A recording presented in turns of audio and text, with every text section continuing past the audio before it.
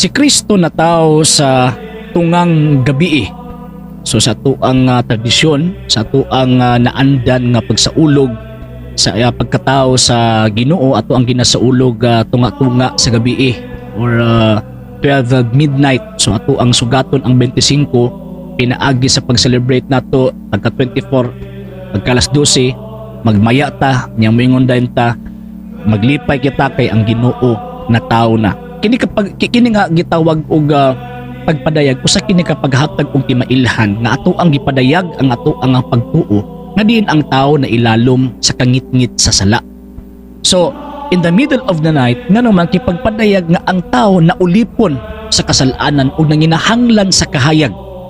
So in the middle of the night sa tunga-tunga gyud sa kagabion natawo ang tinubdan sa kahayag, ang tinubdan sa kaluwasan nga mao si Ginoong Hesukristo. So muna hinungdan anong kitang mga Katoliko magsaulog ta in the middle of the night at kung gisugat ang pagkatao sa Ginoo kay kini pagpadayag nga ato ang gituuhan, ang ato ang pagka makasasala nga nailalom sa kangit-ngit sa sala ug ang Kristo nga naghatag kanatong kahayag ug saad sa kaluwasan pinaagi sa iyang